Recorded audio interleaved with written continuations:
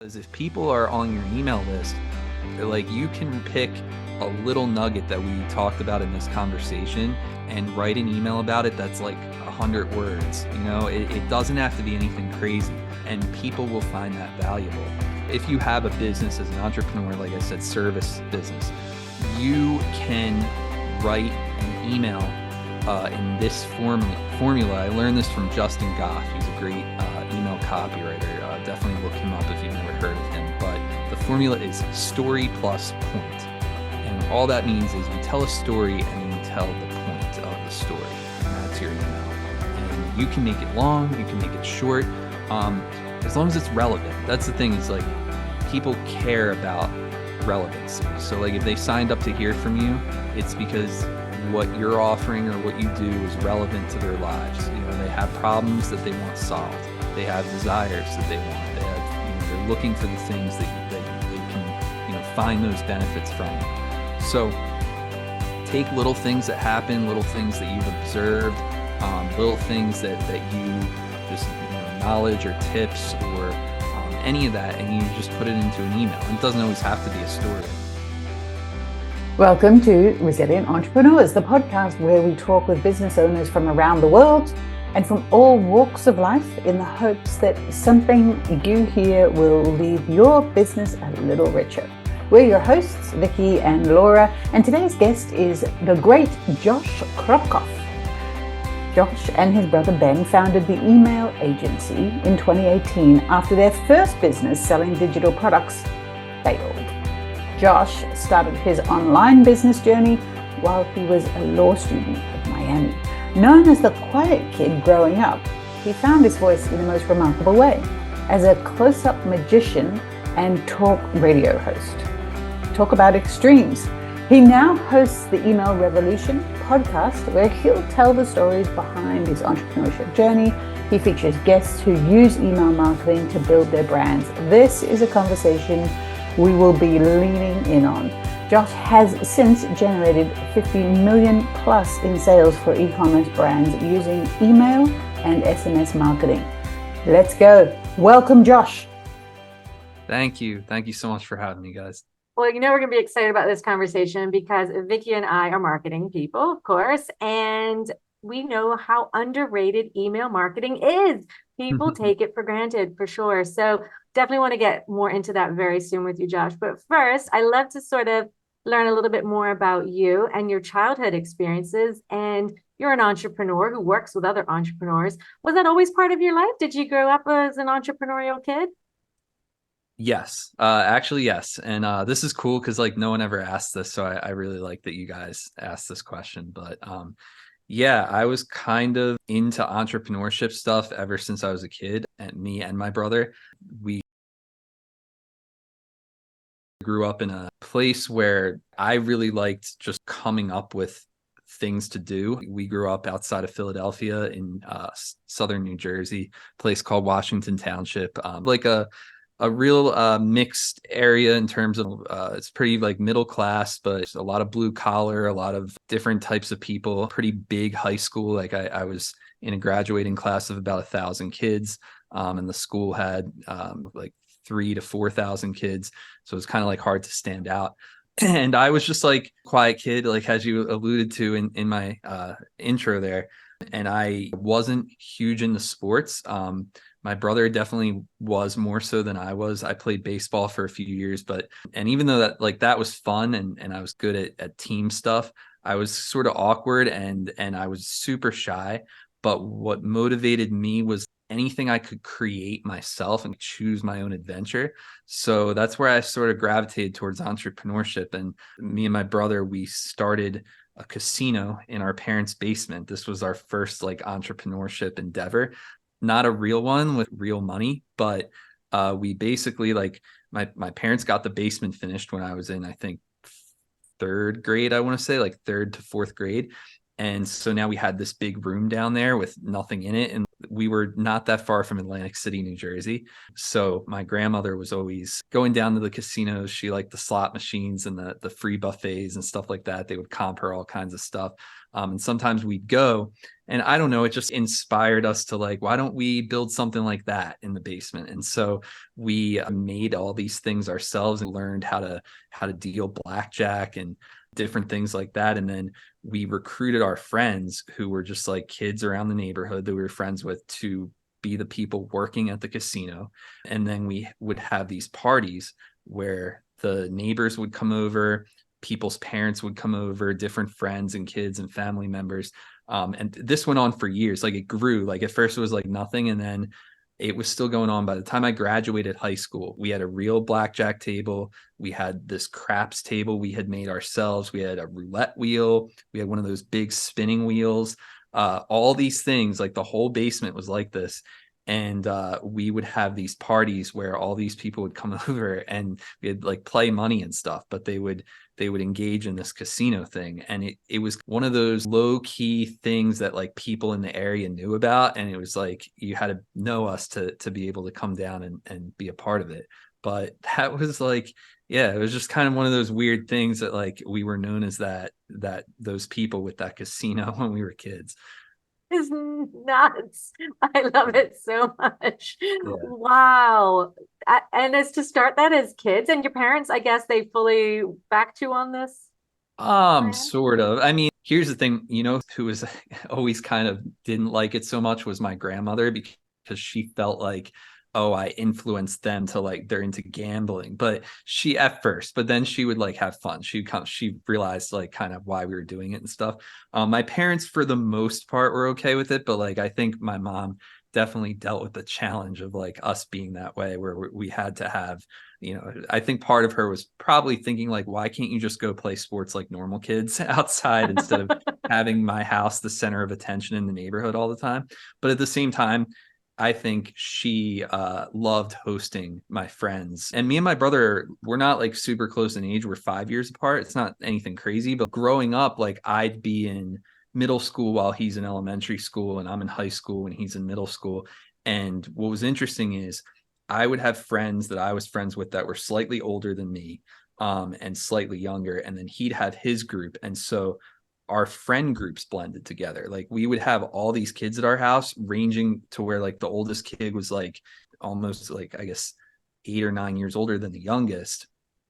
And we all just did this entrepreneurship thing together, which is like, now I look back on that and I'm like, I get how that relates now to what I do in my life, because like I did have that, both of us did have that spirit of running an organization with our friends. And now in our agency, we actually do this same thing, because we have like our top, I would say our top general, like our main operations person who manages all of our email marketing accounts. He is one of our best friends from back in the neighborhood growing up.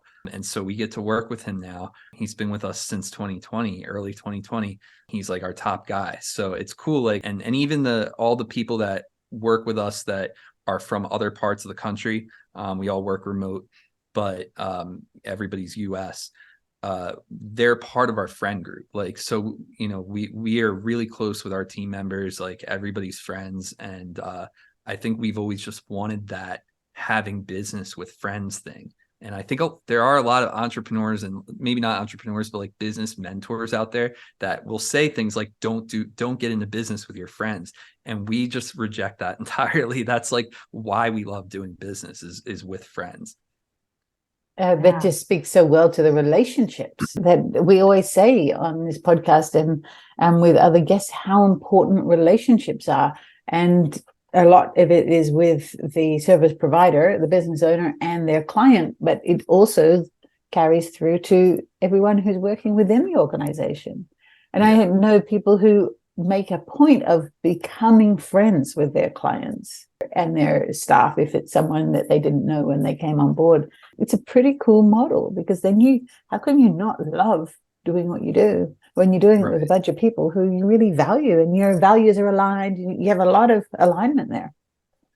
Yeah. And I guess it works both ways, because you care so much about, like, genuinely have this relationship with all the people on my team. So it's like, if they're ever struggling with something, you know, business or otherwise, like I feel that, you know, and it's like, that's my responsibility too.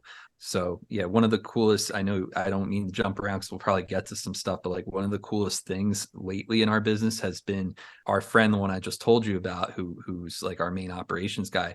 He was just able to buy a house for the first time and move in there with his longtime girlfriend. And that was like a big, like, to me and my brother, that feels like such an accomplishment that like we were able to help that happen. So that's so cool. Yeah, his success is your success. Really appreciate in a different way. But before you built the now very successful email agency, in your intro, talked about your first business that was a failure. We like to talk about failure on this channel, not to bring anybody down, but to Yeah. really learn the lessons from it and how you build resilience through experiences like that. So, if you don't mind, can you tell us a little about what happened there? Yeah. So I have to give a little backdrop to that first. I got into digital marketing kind of in a weird way, kind of fell into it by accident. And we go back about 10 years. I was in college, kind of end of college, but basically I was in school up in New Jersey studying hospitality. And the reason was because I connect the casino thing. I thought like, what's the best way I could own a hotel or a casino or a resort in real life? And it turned out that that was the absolute wrong way to do that. Like a hospitality degree has nothing to do with that. But I was trying to figure out like what do I want to do?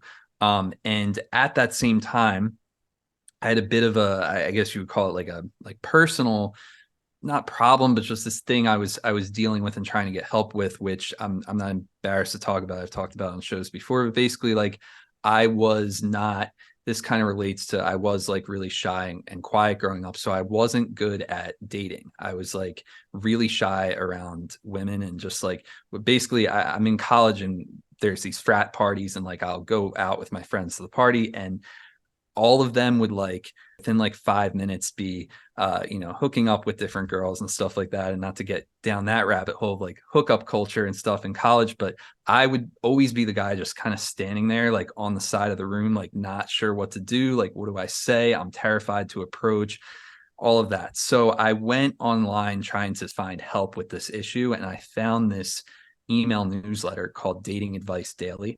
And that was my first, I didn't realize it at the time, but that was my first intro to the digital marketing world. It was this guy who would give tips to men on dating and approaching and different things like this. So fast forward now, I just had to preface it with that. But basically, that same entrepreneur later evolved his business to teach more about how he built his business with digital marketing. And so when I was in law school, couple of years later, this was at a stage where I'm just trying to figure out what to do with my life. I'm in law school because I don't know what I want to do really. And I had people tell me I'd be good at law. So go into that. Right. So I'm there and I'm like hearing about this digital marketing thing. I didn't really know anything about it, but I'm learning more and I'm thinking like, why am I in law school when there are people who are making $1 million on the internet right now, selling different programs and courses and things like that.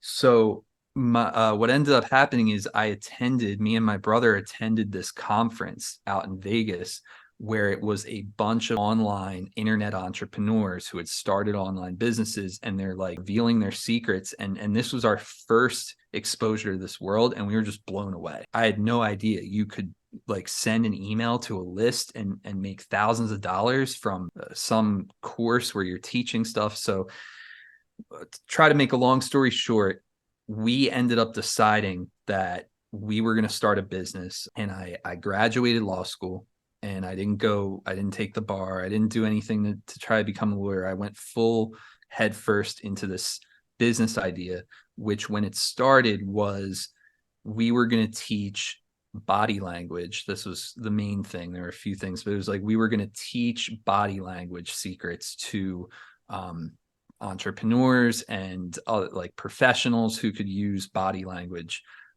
knowledge.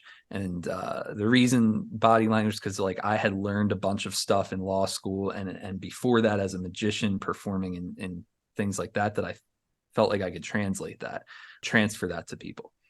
So you asked about the failure. So basically what happened was very dumb thing I did, which was I didn't have an income. I had just finished school. I had all this student loan debt, but I applied for a bunch of credit cards and I was able to get something like $45,000 in credit.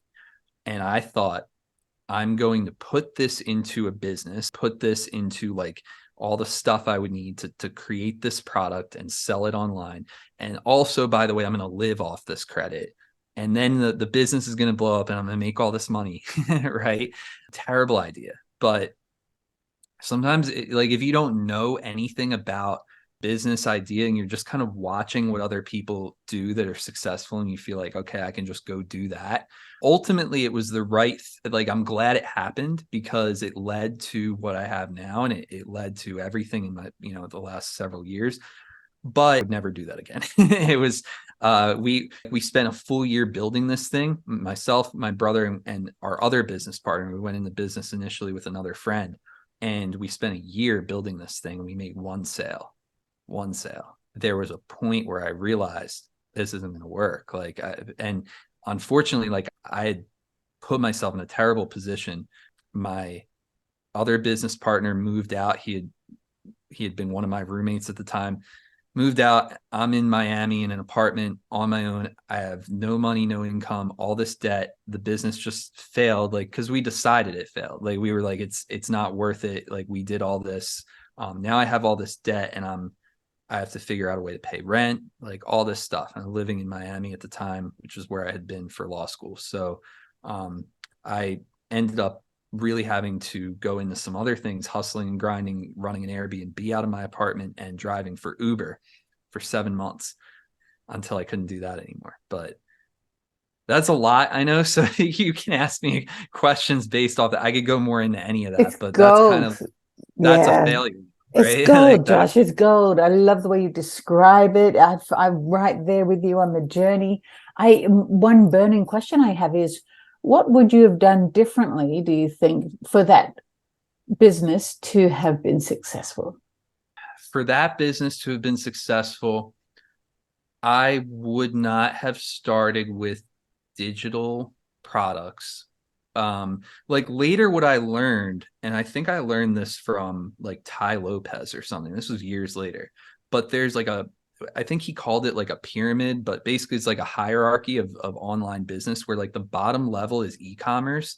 The reason it's at the bottom level, it's because it has the lowest barrier to entry, but it also has the lowest ceiling. Like you can pretty much anyone can start selling physical things online, but it's really hard to scale that without a lot of capital. So it's got a lower ceiling.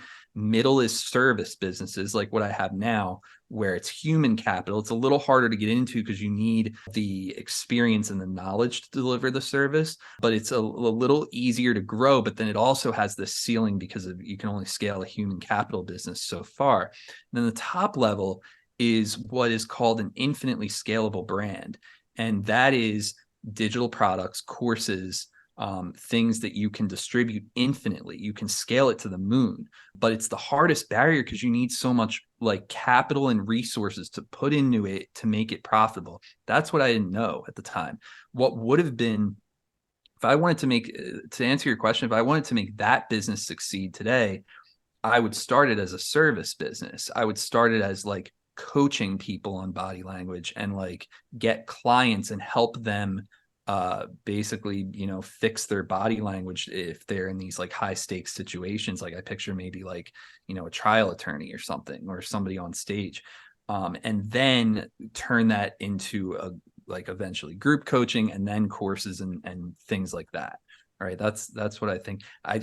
Yeah, no idea about that back then. Yeah. Zero clue that it was, should have been these. We just set ourselves up for failure because we did not have the experience or the understanding of what it would take to start a digital product business from scratch.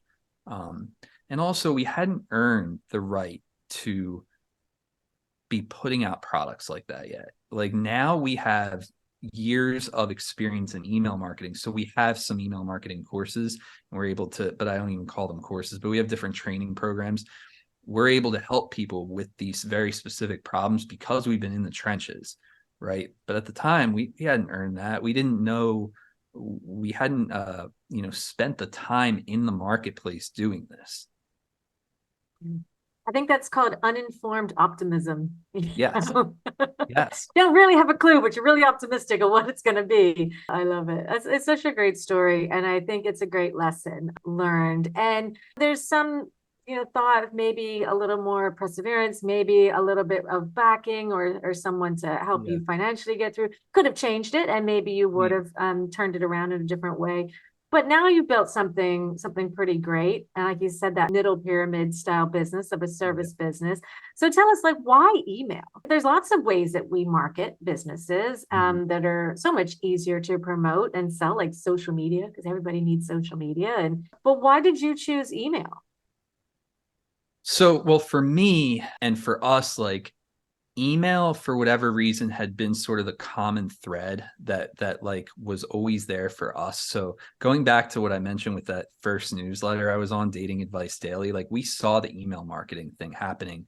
And at one point, that the guy that wrote that newsletter and later became a business mentor of mine, at one point he did this thing where he like wanted to see how much money he could make. Basically, he wanted to go to Vegas for a weekend where he knew he was going to spend a lot of money and like blow money in Vegas.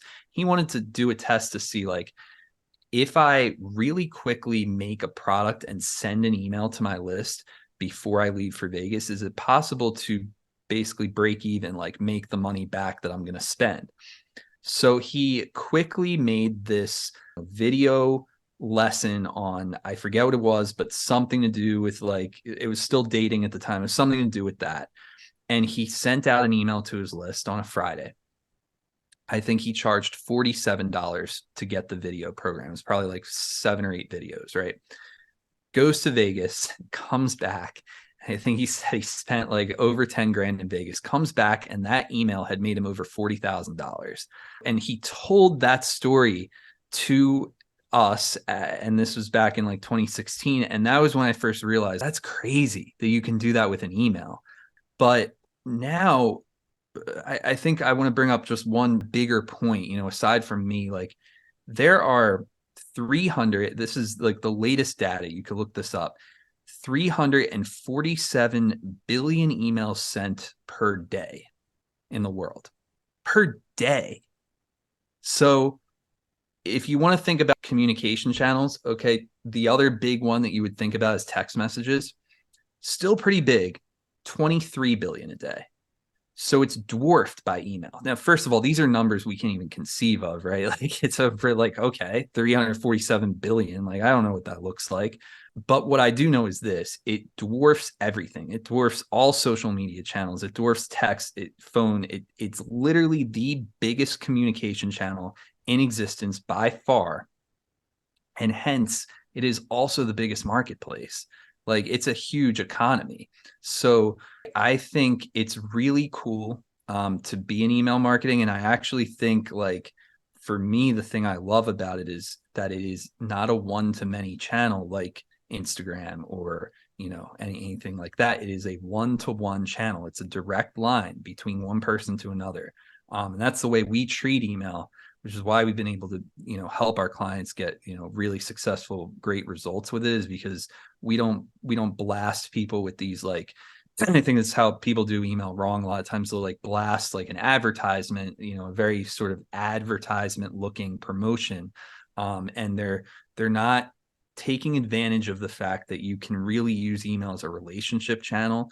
You can really forge a true connection with people. You can write to them like a person. You can have personality, and you can invite responses, and you can get them talking back to you.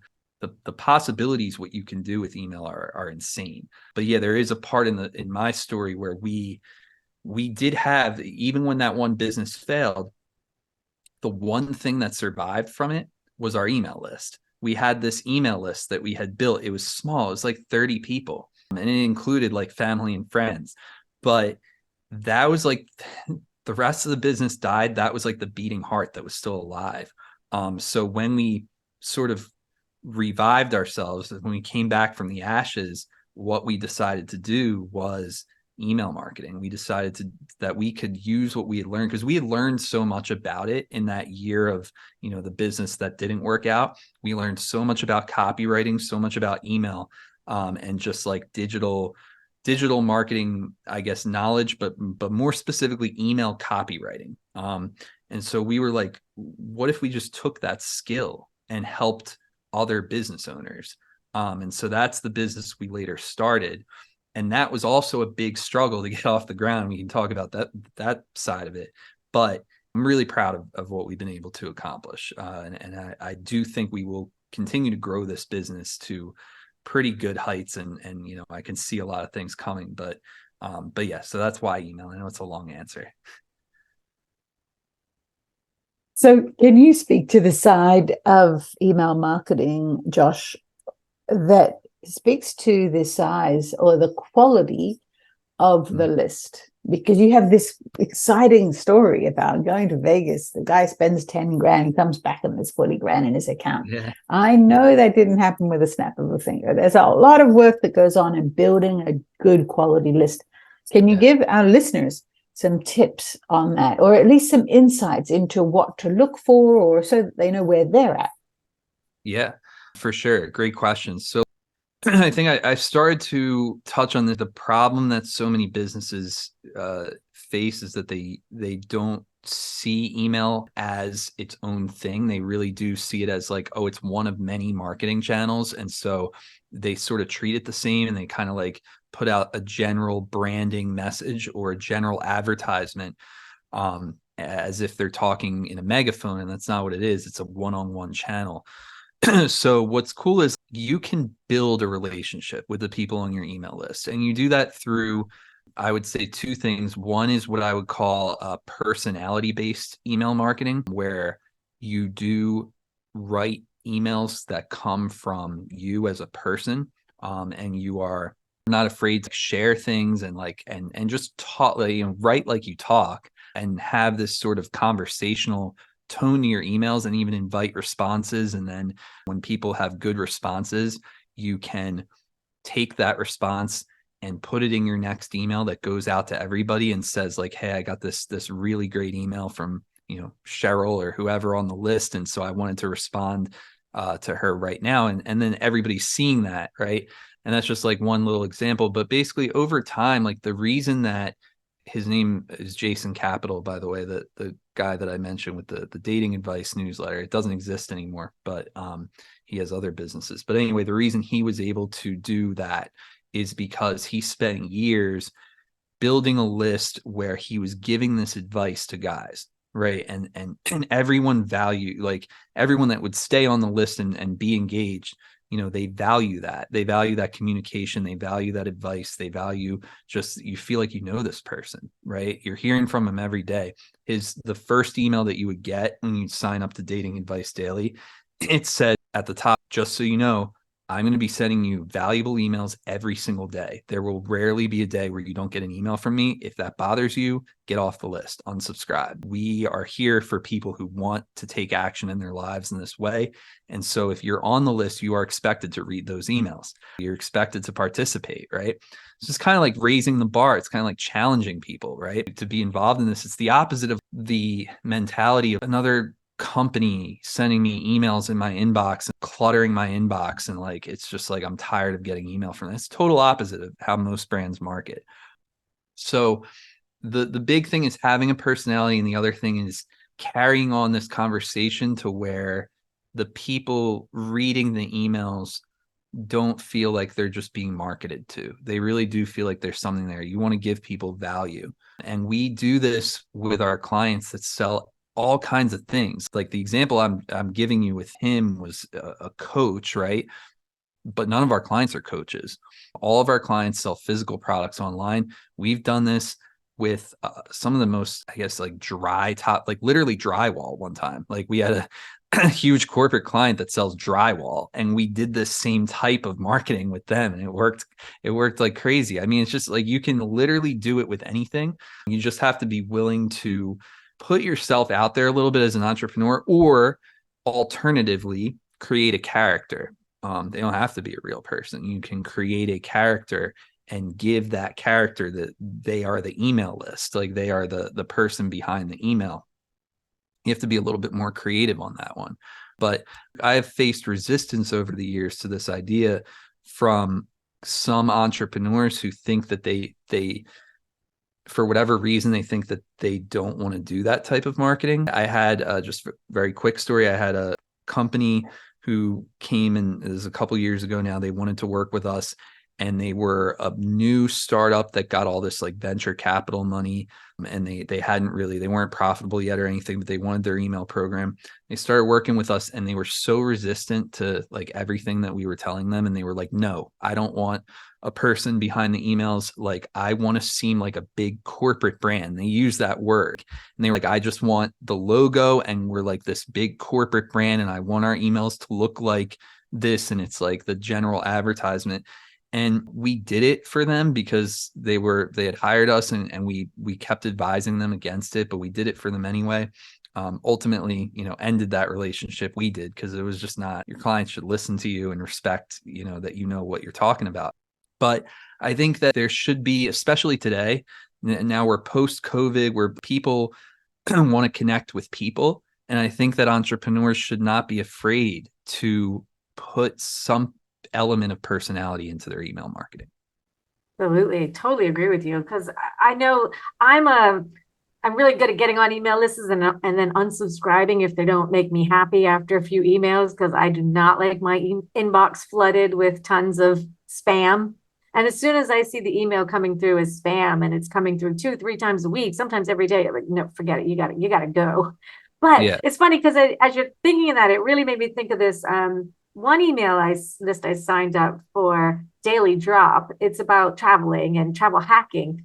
And cool. pretty soon on, I realized, like, I'm in Bermuda, so a lot of the the travel hacking stuff doesn't really quite work, here the way it might in the US. So I was like, oh, I was a little disappointed. But the emails, they're written so interestingly, and there's always like a little nugget of something that I've enjoyed in it that Yeah, I'm hooked. Like, I'll read it every day, even though yeah, I know 90% I cannot apply. I right, still enjoy it because of how right. well it's got personality. It's just the way that they put it into it is very personal. It's from a person. Sometimes it's multiple people, it could be Mhm. different people on the team, but you feel so connected, and it's really simple and easy to do.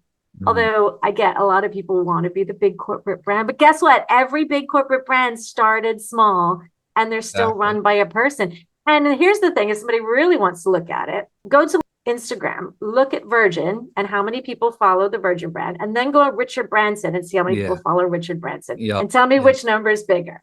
Like, That's that's a a good point. challenge. Go find the big brands and then the names behind the brands, and see the difference between the people, the personality, and the brand. The personality always wins because, Right. like you said, people like to connect with people. It's a Yeah. really good point. It's really important. I think after COVID, I think it feels more important now than ever to Right. feel connected, you Yeah. know?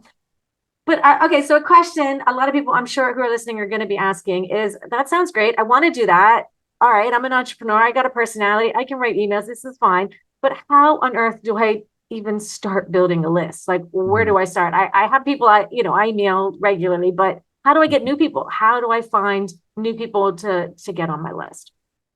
Yeah. So this is good, because this is a point. It goes back to something Vicky brought up too, which is like the quality of the list, right? And so it's actually like, if you're just starting to try to figure out like, how do I build a list, it's actually really simple to start. It is, you need people that go to your website, ask them for their email address, give them a good, opt-in opportunity, right? A good, place for them to subscribe to your email list. That's as simple as it gets, and that's how it should always start. And all it needs to be is something on your website that says, enter your email here for benefit, and the benefit should be something they want, whether, and I'm being, intentionally broad here, but like, if you are a CPA, people on your website are looking for financial tips. And so it can be as simple as that, is, enter your email here for regular good financial advice sent straight to your inbox. You can say something like, we don't spam you, or whatever. And don't spam them. But yeah, so like, that simple step, most people don't take it. They don't. But I think it's important to have some valuable emails that you're going to send. Like that's kind of the thing. A lot of people also, they'll collect emails and they don't send email. And also they may think, oh, my list is too small. So no, but Might be a like little bit guilty of that one from time that's to okay. time. I mean, look, you're in good company, right? The good news is it's really easy to break that. You absolutely have good stuff to send. And you know what? I talk to podcasters all the time that say this to me. I'm like, you have a podcast. That makes it super easy because if people are on your email list, like you can pick a little nugget that we talked about in this conversation and write an email about it that's like 100 words. It doesn't have to be anything crazy, and people will find that valuable. And to a general entrepreneur, could be anything. Like I use the CPA example because there's a lot of CPAs and that's just the one that comes to mind, but there's so many, anything that you do as an entrepreneur, talking about your day, I've found is like, and when I say your day, I mean like you go throughout your day and you go throughout your week and your month, and there are things that happen that are stories, that are good stories.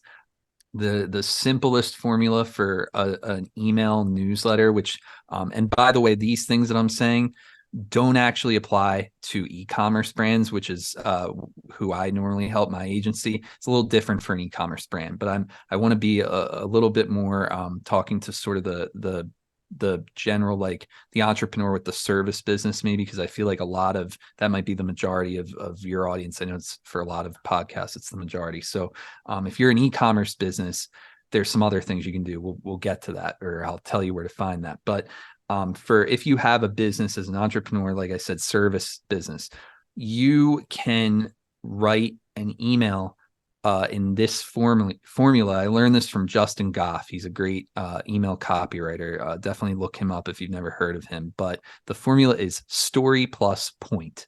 And all that means is you tell a story and then you tell the point of the story. And that's your email. And you can make it long, you can make it short, as long as it's relevant. That's the thing, is like people care about relevancy. So like if they signed up to hear from you, it's because what you're offering or what you do is relevant to their lives. They have problems that they want solved. They have desires that they want. They have, they're looking for the things that they can, find those benefits from you.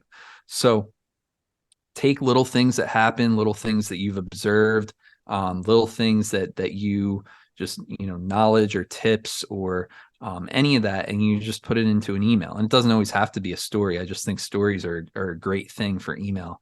So that's the first thing, is like, don't worry so much about growing the list, because your list can be really small at first. Like it doesn't matter. You got to get into the habit first off of sending email and having good response to that, which in the beginning can just mean you ask for replies, and people start to reply, and you kind of get ideas from that as well. And then eventually you can really monetize that list. But you have to have engagement comes first. And this is with our clients too, with e-commerce. Like if you don't have an engaged email list, it doesn't matter how many times you send that sale to them, or, you promote that product or you send that discount. It's not going to do well because you don't have them engaged. So engagement is always first, then monetization. And when you get a little bit further along in building the email list, you can do something like have a lead magnet where, they're opting in to receive a video or a PDF or some sort of advice that you give. And that's a great way to grow an email list. And you can even run paid traffic to that. You can put that out on social and on podcasts and things like that to get organic traffic. It's actually not hard to build a list, but you have to start. And I think most people, they just don't start, or they collect emails, but they don't start sending to them. So that's the most important thing. So would you say that it takes a while to get through this process, or do you start to see results pretty quickly? As in like results, as in like money? Yeah, like sales, exactly. or yeah, the green stuff, with your clients. How long does it take you generally to ramp them up from when you first meet them to them getting the results they're looking for? Well, okay, so it's two different questions because with our clients, they see results instantly, and that's because like usually they have an existing e-commerce business, right? And so even if they don't have email, like our clients, we do work with clients of all different sizes. So some of them are 8-figure companies, some of them are people who are fairly new to the e-commerce world, and they're not making a lot of revenue yet, and that's fine. The thing is, like, they have to have an existing e-commerce business where people can go and buy stuff online from them. And then as long as they have that, even if they don't have email started yet, once they start, that should show results and sales very quickly, because if you have an offer on your site that is already selling, then it's very easy, right?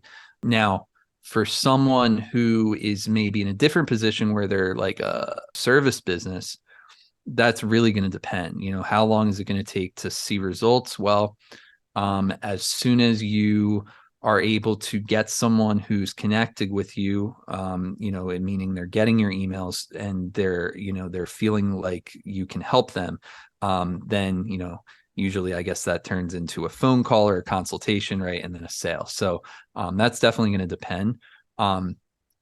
Growing your email list, though, there are some like hacks to grow it faster. I guess the best one that I would say in general for people is what I would call like list swapping or like affiliate promotions, meaning like you find someone who has your audience. Like, so for me, for my email list, I look for people who their audience is also e-commerce businesses or other email marketers. And so if somebody has a much bigger audience than me, and it includes the people that I want to connect with and market to, then I can do a list swap with them where they will promote my email list or my lead magnet or what have you to their much larger audience. And then I get those emails, and then I can grow my list a lot faster. And I won't get into the weeds. There's a lot of ways you can do that. And, if the person has like a similar size audience to you or a smaller audience, then you can probably do that for free. But if they have like a really big audience, then you are going to have to pay them. And so that's a different way of doing it. And that can be commission also. So that's how a lot of people grow their lists, at least in my industry. E-commerce, it's as simple as, having a pop-up on your website where people can get a discount or money to spend or some kind of bonus or something good for entering their email. And since they're already on your they're already on your website because they want to shop, it's very easy to turn that person into a customer. Yeah. And then it's easy to turn a customer into a repeat customer. Much easier to retain customers and find new ones. I mean, that's just general business, right? Yes. Advice there. And Brilliant. that, yeah, I was just going to say that's what email is really good at, is helping you get the repeat customers for sure. Because it keeps you top of mind. And I think that's what a lot of people forget in business, that we are so flooded with information from social media, from email, from all over the place. Anything that we're watching, we're flooded with ads and stuff that often we forget. Maybe somebody that we've worked with before that we appreciate has given us good value. But if you're sort of there consistently giving good value, sharing, engaging, entertaining, all these things that you can do with email, then you're much more likely to stay top of mind when, oh yeah, I need that gift for my, grandma's birthday, and you happen to sell beautiful candles, so you're going to be the one they remember when they need that gift, Right. for example, right? So Right. it's brilliant, and I really appreciate helping people understand a little bit more today, like what value email can really bring to their business, and not Mm-hmm. to undervalue it, because like you said, it was the one thing left when there was nothing else left, right? The Mm-hmm. brand had gone, the name, everything else had gone. You still had an email list. And that's incredible. And that's the one thing we own in business. We don't own our social media. Right. There are other people that own social media companies, not us. So it's important to maintain a good email list. So thank you for that.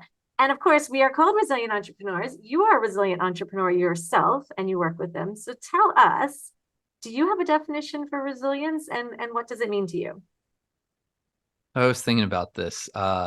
Is it when I first saw the name of your podcast, I was like, it felt like a vocab test because I was like, what is no, but Yeah, what is it? Well, you know what? It's a couple of things to me because I would say, like, I think of this, I don't know who told me this. This is some mentor or somewhere I heard this, and maybe you guys have heard it before, but it's like an airplane that takes off and it's headed for a destination. It's never like really on the exact course to that destination until the last, few seconds before it touches down on on the runway. But the whole way there, it's just a series of course corrections. Like, it's the nose points up, the nose points this way, that way, like it's following this course, but it's constantly just correcting course. Usually it's an autopilot that's just correcting course. But I think of that because somebody told me a long time ago, like, that's sort of what your entrepreneurship journey is like. Like, you know where you're headed. You should, have like a vision, and that can change, and it does. That evolves over time. If you don't have a vision, I'm sure that's something you guys talk about. Having this idea of where you're trying to go and really something you want and where you want to get to. But everything along the way is going to throw you off course. Like, you're gonna get crosswinds, headwinds, tailwinds. You're gonna get all kinds of stuff, rain, lightning, and all kinds of things that kind of like, maybe even a bird is going to hit you, but like you are always course correcting, and that's just what entrepreneurship is. So I think resilience, like, to me, that's what I think of. And I think that in my day to day right now, I think of resilience because we're kind of in this stage where we're growing, but we are still a very small business. We have a team of 9 people. Really in this period of trying to systematize everything we do so that my brother and I can sort of pull ourselves more and more out of the day to day. And it's like been this way for, it feels like forever, but it hasn't been that long. It's been like a year and a half or 2 that we've really been in this kind of just systematizing and trying to get ourselves out of it. And there's so much to get through with that. But I'm like, in a typical day, like, I'm always wearing so many hats, bouncing back and forth from, podcasts like this, this is my favorite thing, by the way, is this and my own podcast and writing emails to my list. But my day is taken up by everything but that, right? And some of it is sales and trying to like get new clients, and others is just like, the actual delivery and making sure that our clients are getting the results. And it's the team dynamics, it's all of that. So I think resilience is like being able to just like do these different things, knowing that they're all leading to this destination, but being able to bounce from one thing to the next. And then lastly, I'll say definitely like being able to deal with especially if you're an earlier entrepreneur, you're in the first few years. I'm in year like 6 right now, I guess, so I'm not that far ahead, but I will say like years 1 through 4, really hard. Really, really hard. Being able to deal with stuff like my brother and I had another business partner. He left at the beginning of 2022. That was like the hardest thing. Kind of like he was a personal friend, like for going back since we were kids. And so that was hard. Before that, like just getting the business off the ground, we went for months. And when I saw the topic of your show, I wanted to get this story in there. So just a quick one on this. Like I moved into his college apartment while he was in his senior year of college. I slept on the floor. He had a studio apartment at the time, just getting through senior year. My parents were not going to let him drop out because we were doing a business. That wasn't going to happen. So I moved in there. I had no money. This was after the first business failed and I had all this debt. And he was getting student loan money like every semester for like books and clothes and like, food. And so he's like, just move in here and we're going to get this right. Like, we're going to get this off the ground. He supported me financially and gave me food. I moved in there for what we were hoping would be quick. It ended up being 4 months, which is not that long when you look back at it. But at the time, it felt like 50 years. Just every day he would go to class and I would be on the laptop trying to get our first email marketing client. reaching out to businesses directly. That's how it started. And we still do that method in our agency, by the way. We still do the cold approach, like the cold email, like where we find businesses that we would really love to work with and we send them an email. And that has always consistently worked. We have ads and other things now that work great, but that has always worked since day one. But anyway, it took 4 months to work, though. That was my point. So resilience, like I didn't know anything about sales. I was terrible. I would finally, after, first no one would get on the phone. Then when I did start getting people to get on a phone and talk to me about, their email marketing, I failed at that probably 20 some times. It was terrible. I felt like crap. So much rejection, one after another, just kind of highlighting for me my inexperience and the fact that we hadn't had clients before at that time. Finally had a brand that said, yeah, let's give this a shot. But it took so long. So resilience, the other thing that I think about is that time period for me, because I wanted to quit so bad. Not I couldn't at the time, but actually I'll say this and then I'll shut up. But it got to the point, the reason it worked, is because at a certain point, my brother and I were kind of, we were at our wits' end with each other, just everything that had been happening. So he gave me an ultimatum where he said, it has to work now or I can't do this anymore. So he was like, you're going to go back to living in mom and dad's basement. You have 1 month, get this right. And because I was the one doing the calls, that was my job. And within 2 weeks of him giving me that ultimatum, we got our first client. I think it really it put something, it was I knew it was going to work eventually, but that kind of being faced with, well, now it has to work or it's done. And being so determined, I could not see a different path at that time. So I don't know, but I think that stuff, to me, I think of that when you say what's resilience. I think that plane analogy may be my favorite definition ever of resilience. Wow. And entrepreneurship. Cool. The two together, and I'm gonna steal it from you. I'll give you credit, but I'm gonna definitely use that when we talk to clients too, because I just think it helps understand it's all about the destination. Keep the destination in mind. And then your story about, your brother giving you an ultimatum, there's nothing like having no resources to make us super creative, right? You have to get super creative. So two of those, so much value. This conversation has packed so much value. I love it. And I appreciate you so much, Josh, for the time, the attention, the great stories. And I hope this has inspired lots of people to get out there, to send that email tomorrow morning, and work on and building your list, because we own that list and it's really important. So thanks, Josh. Really appreciate your time. Thanks for joining us on Resilient Entrepreneurs. I hope to see you again soon. Thank you. Thank you so much for having me. And that's a wrap for today's episode of Resilient Entrepreneurs. We hope you enjoyed hearing from our amazing guest and learned something new about resilience and entrepreneurship. Remember, resilience isn't just a trait, it's a skill that can be learned and developed. And if you want to stay connected with us and hear more inspiring stories, be sure to hit that subscribe button and follow us on social media. And if you know somebody who's a resilient entrepreneur and would be a great guest on our show, we want to hear from you. Please reach out. Thanks for tuning in, and we'll catch you on the next episode of Resilient Entrepreneurs.